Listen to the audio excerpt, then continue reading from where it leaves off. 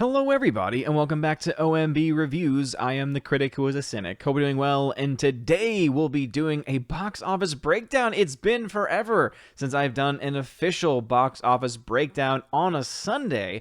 In a very, very long time, and yet we finally have some numbers with Godzilla vs. Kong with its second weekend now under its belt, at least with the official estimates coming out. We will, of course, get official numbers tomorrow, but typically the numbers aren't that different. Usually it's plus or minus a certain percentage, but normally they aren't that different, so we can make some pretty good conclusions and also some pretty good predictions based on the numbers that we have today. But before I go any further, please be sure to smash the like button, whether you're watching on Minds.com on YouTube, or if you're watching over on Odyssey, smash that fire button.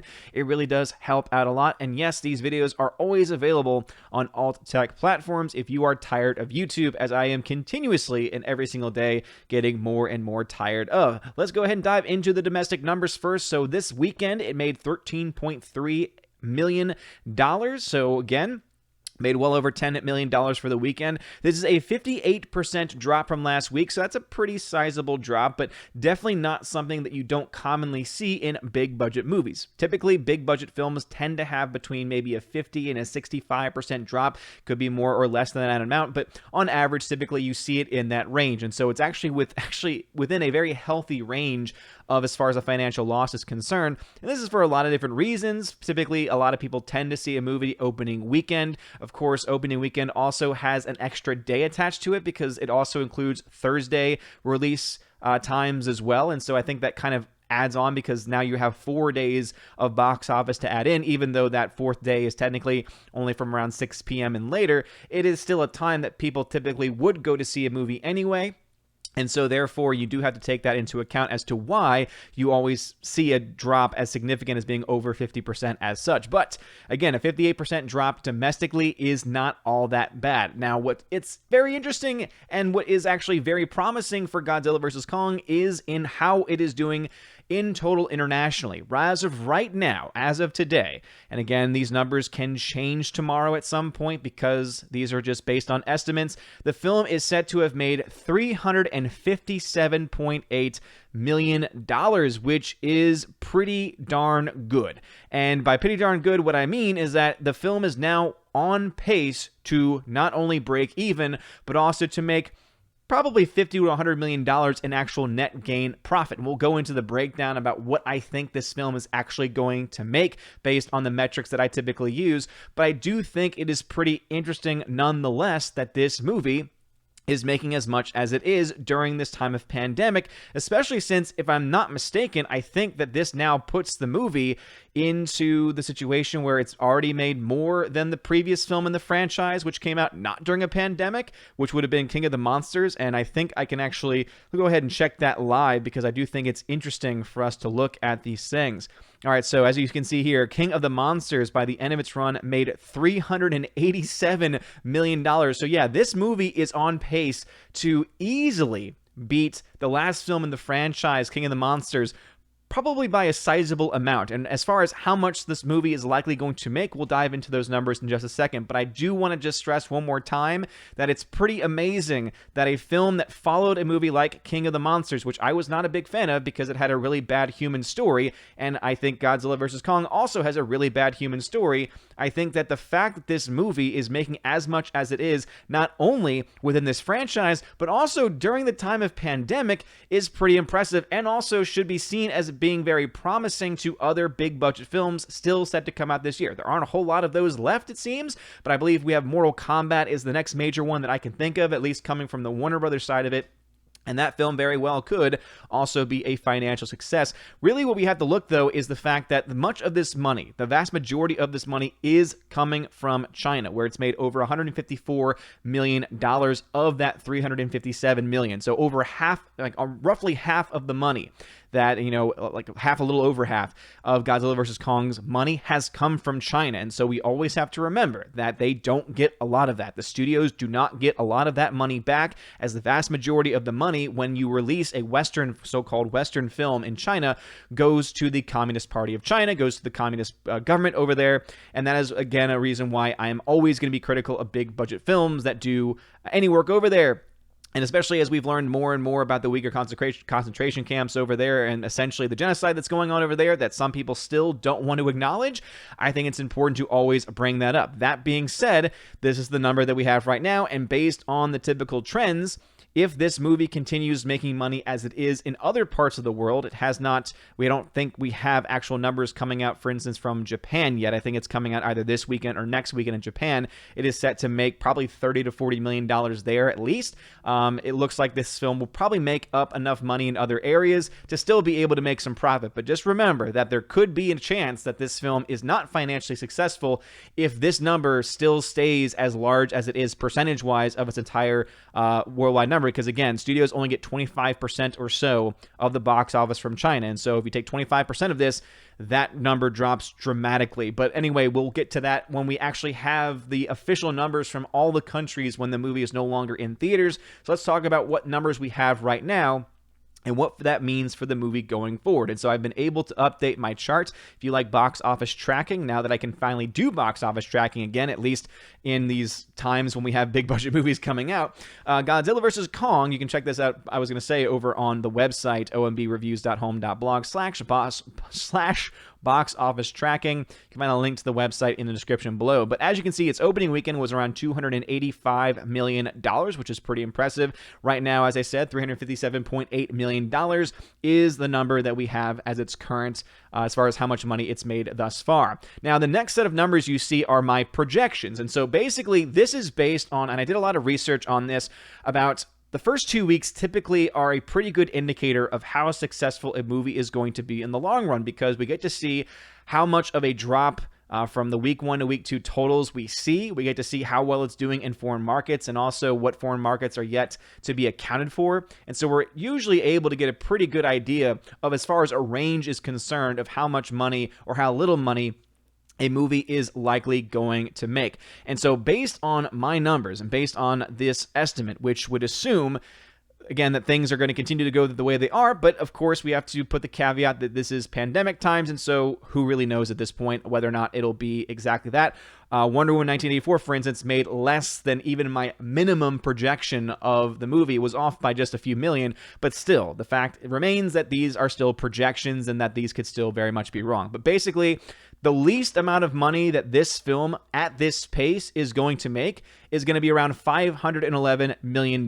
Now, again, there is a chance that this movie doesn't get to that point, but based on the trends, based on the very small drop from week 1 to week 2 in comparison to other major films, and I did think that this film was going to have a bigger drop because its Friday to Friday was around a 67% drop, which is a little bit more on the high end. So the fact that it was able to make some of that up on Saturday and seemingly is making that up on Sunday as well, again, these are based on estimates, it seems very likely then that we're going to see a relatively lower drop when it comes to a big budget film in comparison to other big budget films, but also we're going to see a movie that is looking like to be on pace to get to at least $511 million. Now, as far as what is likely going to be the number or the closer number, probably closer to $613 million. That's the average number as I put it there.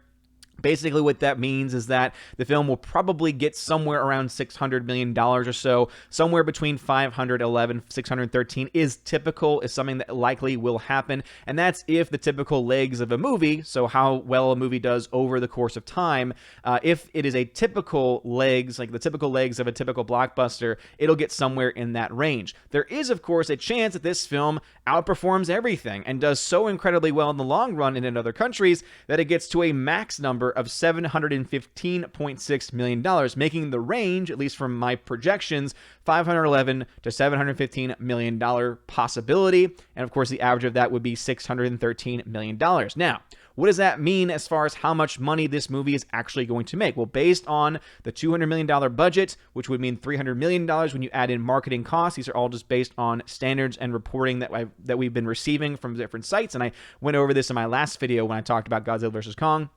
Based on that, when you subtract the amount of money that it costs to make the movie from the number, and then you take into account that the box office numbers are not the numbers, is not the amount of money that the studios get. The studios typically get around 60% of that or so. And I already talked about in the last video how there's a lot of other complicating factors that could mean, for instance, Legendary, maybe makes some money, whereas Warner Brothers loses money, or vice versa. And again, because nowadays movies are made by different companies and they all have different stakes in it, it is very difficult to really know for sure exactly who makes what and who loses what. Just looking at it as a film overall, though, this is what we are likely going to see. So the least amount of money that this film is going to make is around $6.6 million. That's net gain, net profit. So you subtract the marketing cost and the production cost. That's how much you put into the movie. You take into account that you only get about 60% or so of the overall total, and that means about $6.6 million is left over, which is the actual net gain for the movie. So that is the smallest number that it is likely going to make. The biggest number that it's likely to make, and again, these are all based off of those previous numbers that I had mentioned with my projections, the most amount of money this film is set to make is well over $100 million in net gain, net profit, which is possible, but not as likely. And the more likely number that you'll see there is around $68 million or so. So anywhere between $6 and $68 million in net gain, net profit is what we're likely going to see. As of right now, it's still at negative $85 million, again, based on how much you put into the film versus how much you've gotten back. And again, it's actually higher than that right now because, as I mentioned before, China does take such a large chunk of that box office. But at the end of the day, we're using the number of 60% because that is typically what, by the end of a theatrical run, is available for a studio to actually make off of a movie. And again, if you want more information about that, I've done tons of videos on box office breakdown in my methodology in previous videos from years and years ago. And also, there's plenty of news articles that have been written. And there's different ways that people, will take these numbers, and there's different ways that people will calculate these numbers. But these have been the ones that have been the most successful for me as far as being able to predict things. Typically, when it comes to films, especially big budget films, the numbers that I come up with as far as predictions go in ranges. Movies typically fall within that margin, though of course there are a couple of exceptions. Most recently, Wonder Woman 84 making less than my minimum projection. And the other way around was Knives Out, which actually made more than my maximum projection. But that movie also, and most industry experts will tell you, that movie easily overperformed in every single way, in every single metric possible. And there really isn't a whole lot of explanation as to how that happened, at least just from me, who was not a big fan of the movie. But for anyone that's a Godzilla vs. Kong fan, you have a lot to be excited about, because even though it is still technically in the red, it is on pace right now to make its money back and to make money to boot, and likely to make between probably $50 and $100 million in an actual net gain, net profit. So, as I said in a previous video, I didn't say that this movie was not going to make money, but what I did say was that we needed to wait for those second weekend numbers to come in for us to have an honest idea of how much money this movie is going to make. Other people like to make predictions earlier on based on opening weekend, but because that does not take into account week 1 to week 2 drop off, which, as I mentioned, for this film was around 58%, and Friday to Friday was even higher than that, could have made a big difference if this movie had not reached that $350 million total at this point in time. It would have been actually a lot harder for this film to make money. As I've mentioned before, again, the minimum amount that this film makes is around $6 million. You can see how if this film was well under the 350, if it only reached 325 or 330, this number would have been in the negative, meaning that there would have been a chance for this film to lose money. The fact remains, though, right now it's on pace to do well. It's on pace to easily defeat King of the Monsters, the last film in the Monsterverse that they have set up, and also it is definitely on pace to make net profit to boot. But anyway, what are your thoughts? Are you excited that Godzilla vs. Kong is making money? Again, for me, I'm just glad to have box office numbers to talk about, though I am not a big fan of this movie because I know a lot of people just care about the massive kaiju action, and someone tried to argue that, well, the kaiju story was actually really good. What are you talking about? The story is not very good. Kind of ignoring the fact that there's this entire human story and human narrative that takes up the vast majority of the movie, both this time and last time in King of the Monsters, which was not good. So it's, again, one of these things where if you want to ignore that and just enjoy the kaiju action, hey, subjectively, that's all great. That's all fine and dandy.